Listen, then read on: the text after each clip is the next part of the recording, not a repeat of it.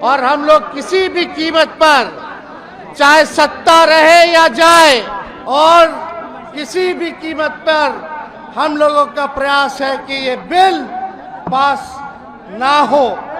आप सब लोगों का शुक्रिया। अगर एक होकर के हम लोग लड़े तो इंशाअल्लाह हम लोगों की जीत तय है। आप आरजेडी के सपोर्टर हैं या विरोधी हैं? आप बिहार से या किसी भी राज्य से बिलोंग करते हैं, अगर आप भारतीय हैं तो इस रिपोर्ट को, इस विश्लेषण को जब आप पूरा देखेंगे ना, तो आप यकीन करिए, आपको पूरा यकीन हो जाएगा, विश्वास हो जाएगा कि ये वक्फ बोर्ड में जो संशोधन किया जाना है, इसमें बीजेपी का क्या स्टैंड है। और ये जो सपोर्ट करने वाले नेता हैं विरोधी महागठबंधन के, आरजेडी के लालू यादव, तेजस्वी यादव, अखिलेश यादव और कांग्रेस के जितने भी लोग विरोधी दल में बैठे हैं इस समय, इन सब का स्टैंड क्या है आप समझ जाएंगे। सबसे पहले तेजस्वी यादव को यह नहीं पता होगा कि ये जो संशोधन होने जा रहा है, इससे गरीबों को क्या फायदा होने वाला है। देखिए, बीजेपी को क्या पड़ी है, क्या जरूरत है सरिया कानून में हाथ डालने की? क्या जरूरत है? अच्छी खासी सरकार चल रही है। वो अपनी ही सरकार के पैरों पे कुल्हाड़ी क्यों मारना चाह रहे हैं ये लोग? क्यों? मुसलमान खपा होंगे तो कुछ तो असर पड़ेगा, लेकिन आपको बता दें कि मुसलमान जो आज खड़े हैं वक्फ बोर्ड बिल संशोधन का जो विरोध कर रहे हैं, ये सारे वो लोग हैं जो वक्फ बोर्ड की संपत्ति पे कब्जा करके बैठा है। और ये लोग चाहता नहीं है कि वक्फ बोर्ड की संपत्ति का पारदर्शिता सबके सामने आए, सबके सामने सच्चाई नहीं आए कि किसका कितना कब्जा है, किसको क्या फायदे मिलने चाहिए। ये लोग चाहता नहीं है। तेजस्वी यादव और लालू यादव जिस तरह से इस बिल का विरोध कर रहे हैं और मुसलमानों का साथ दे रहे हैं, क्या किसी यादव के जमीन वक्फ बोर्ड में चला जाएगा तो ये लड़ेंगे लड़ाई? नहीं लड़ेंगे। जाहिर सी बात है, ये वोट बैंक है। लेकिन बिहार के यादव और पूरे देश के यादव अब समझ चुके हैं कि ये लोग दोगले लोग हैं। ये दोगले हैं जो वोट बैंक के लिए कुछ भी कर सकते हैं। आज बिहार में यादव समाज लालू परिवार का विरोध कर रहा है। और इतना ही नहीं, पूरे देश में चाहे वो किसी भी समाज का नेता हो जो मुसलमानों के उन बिलों के साथ 3 तलाक का विरोध हुआ, धारा 370 का विरोध हुआ, इससे धारा 370 तो अलग है, लेकिन 3 तलाक से किसको फायदा हुआ? ये लोगों ने क्या क्या नहीं किया था। आज मुसलमान के बेटियों को फायदा इससे हो रहा है या नहीं हो रहा है? और क्या इससे 3 तलाक से हिंदू के किसी बेटियों को फायदा होना है? लेकिन विरोध करेंगे। क्यों? क्योंकि ये मोदी सरकार के द्वारा बिल लाया जा रहा है। सबको पता है कि इस बिल में जो बिल संशोधन किया जाना है, इससे गरीबों का भला होगा। जो कुंडली मारकर बैठे हैं ना कुछ चंद लोग वक्फ की संपत्ति पे, उन सबका भंडा फूटने वाला है। सच्चाई ये है।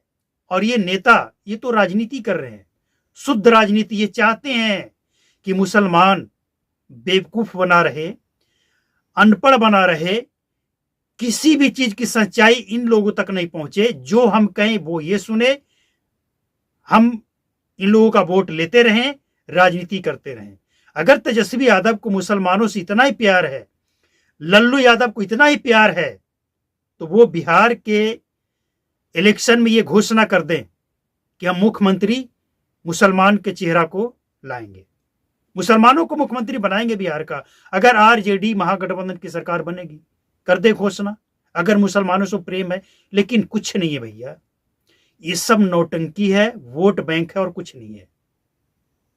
लेकिन सोचना है उन तमाम लोगों को, चाहे वो हिंदू हो मुसलमान हो, जो पढ़े लिखे हैं, जो इस बात को समझते हैं कि सरकार अगर कोई बिल, ऐसा बिल लेकर आए जिस बिल के आने के बाद, जिस कानून के आने के बाद किसी भी विभाग में, किसी भी क्षेत्र में पारदर्शिता आ जाए, मतलब कितना भ्रष्टाचारी है, कितना भ्रष्ट है, उसमें क्या गड़बड़ है, ये सामने आ जाए, तो हम समझते हैं कि ऐसे तमाम पढ़े लिखे लोगों को, ऐसे नेताओं का जो इसका समर्थन कर रहा है, उसका विरोध करना चाहिए। और वैसे भी पीएम मोदी जो करने जा रहे हैं ये तो होकर रहेगा। कारण है कि इस कानून में जो बदलाव होने वाला है उसमें क्या है इसको भी समझ लीजिए। पहले इसमें सिर्फ मुस्लिम लोग, इसमें जो सदस्य हैं वो इस बोर्ड में वो मुस्लिम, महिलाएं भी नहीं, सिर्फ पुरुष। अब इसमें महिलाएं भी होगी और कुछ दूसरे धर्म के लोग भी होंगे। जब हिंदू धर्म में जो मंदिरें हैं उसमें जब सदस्य मुस्लिम रह सकते हैं, दूसरे धर्म के लोग रह सकते हैं, तो फिर वक्फ बोर्ड में क्यों नहीं रह सकते भैया? जब यह देश संविधान से चलेगा तो फिर ये नेता दोगलापन क्यों कर रहा है? जब वक्फ बोर्ड होगा तो सनातन बोर्ड भी होना चाहिए, ईसाई बोर्ड होना चाहिए, क्रिश्चियन बोर्ड होना चाहिए, क्यों नहीं होना चाहिए? जब सभी को भारत से लगाव है, सभी को संविधान कबूल है, तो फिर सबके लिए होना चाहिए। दिक्कत क्या है? लेकिन वक्फ बोर्ड हो, सनातन बोर्ड नहीं हो। वक्फ बोर्ड जिस जमीन पे उंगली रख दे कि ये मेरा है तो वो हो जाए, ये लोग ये चाहते हैं। लेकिन मोदी ऐसा नहीं चाहते हैं। पारदर्शिता है ना भाई। अगर वक्फ बोर्ड की संपत्ति का ब्यौरा मांगती है सरकार कि भैया ठीक है आपके पास ये जमीन है, ठीक है ये आपका जमीन है, तो आपके पास कहां से आया? कोई सोर्स तो होगा ना, कोई तो सोर्स होगा। किसी ने दान दिया, किसी ने आपको बेचा, कहां से आया? कोई तो सोर्स होगा। अगर नहीं है तो मतलब गड़बड़ है, तो कुछ तो गड़बड़ है भैया। तो पारदर्शिता लाना जरूरी है। केरला में, तमिलनाडु में या पूरे भारत में मंदिरों पे सरकार का कब्जा है।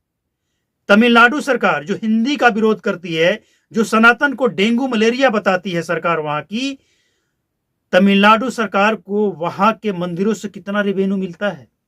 क्या हक है? सनातन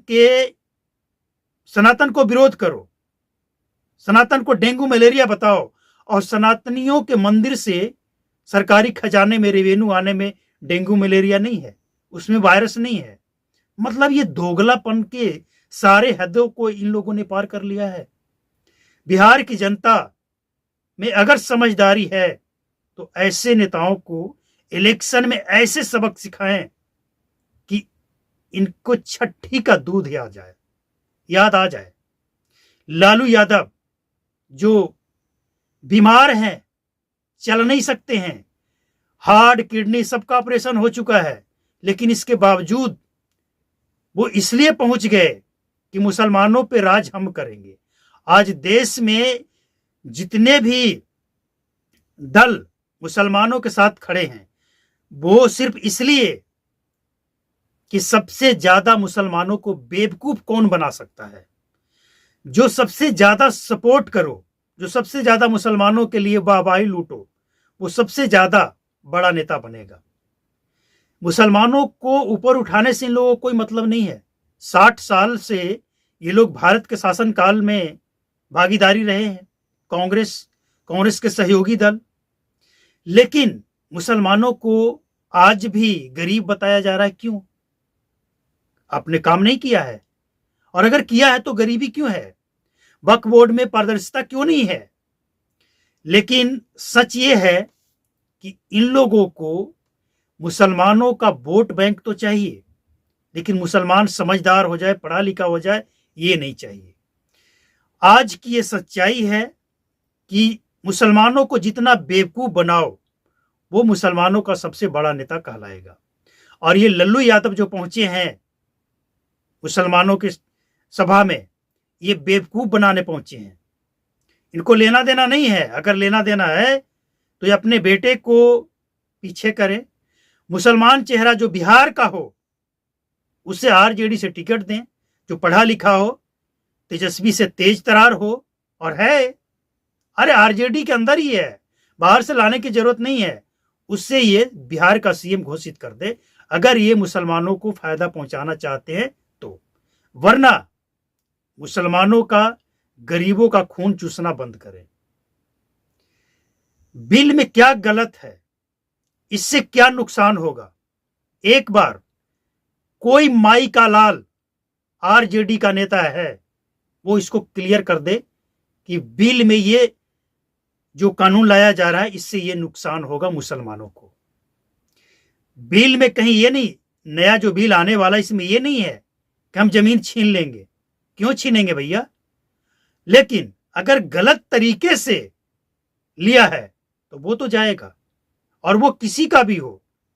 बिहार में जमीन सर्वे का काम हो रहा है तो क्या मतलब जमीन सर्वे भी गलत है? नहीं होना चाहिए। जो कब्जा करके बैठा है बस उसी का रहना चाहिए।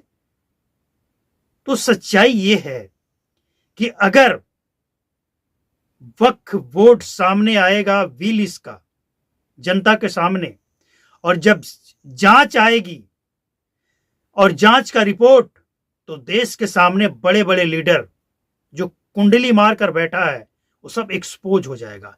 इस बात का डर है। और दूसरा बात इस बात का डर है कि इस बिल के पास होने के बाद ये लोग मुसलमानों के नजर में भी एक्सपोज हो जाएंगे कि कैसे इन लोगों को धर्म के नाम पर बेवकूफ बनाकर रखा गया था।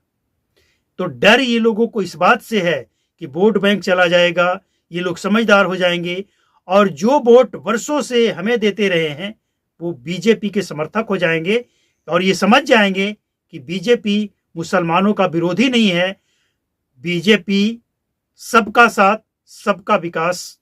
देखिए, मुसलमानों का भी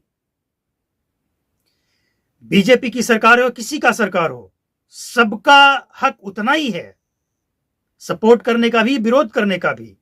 लेकिन सच क्या है वो तो जान लो। विरोध करने का कोई तर्क तो होना चाहिए, पॉजिटिव तर्क, कि मतलब कुछ भी सही भी है फिर भी विरोध, गलत है तो भी विरोध, मतलब दें तो विरोध, ना दें तो विरोध। अब राशन दे रहे हैं तो 5 किलो राशन क्यों दे रहे हैं? गरीबों को लाइन में लगा रहे हैं। ये ईदी दे रहे हैं मोदी, उसमें विरोध कि 500 रुपये का है। अरे भाई, तुम तो 100 रुपये का भी नहीं दिए जब सरकार में थे, ये तो कम से कम 500 रुपये का दे रहे हैं ना। और जिसे लगता है कि ये कम है मत लो, जो गरीब है वो ले लेगा। जिसे लगता है कि हमें ये सहायता के रूप में गिफ्ट जो सरकार की तरफ से दिया जा रहा है ये मेरे लिए अनमोल है, इसकी कीमत नहीं है, वो ले लेगा। तो ये लोग बेवकूफ बनाना बंद करें। और सबसे पहले हम बिहार की जनता से कहना चाहेंगे, खासकर तेजस्वी के समाज से कहना चाहेंगे कि तेजस्वी यादव को, लालू यादव को अगर अपने ही समाज के लोगों से इतना ही प्रेम है तो अपने समाज की बेटी को अपने बड़े बेटे से जिस लड़की का शादी करवाए उसे घर से बाहर क्यों निकाल दिए?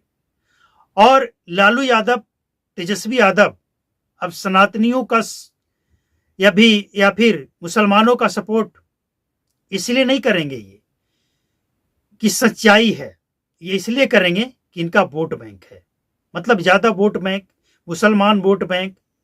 तो वोट बैंक के लिए इनको सच्चाई से लेना देना नहीं। अगर सच्चाई से लेना देना होता तो ये यादव की एक लड़की जो बिहार में सबसे गरीब है, सुंदर है, सुशील है, उसे उठाकर ले आते बिना कोई दहेज के। वैसे भी गरीब क्या दहेज देगा? तो कम से कम एक यादव परिवार का तो तरक्की हो जाता। लेकिन यही इनका पर्सनल मैटर हो सकता है, लेकिन ये पर्सनल मैटर नहीं है, ये पूरे देश का मैटर है।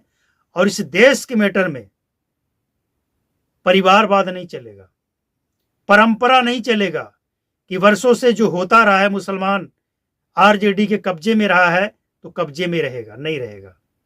सबको पता लग चुका है। इसीलिए इस बिल का विरोध करने वाले को, जनता को विरोध करना चाहिए, क्योंकि पारदर्शिता लाना जरूरी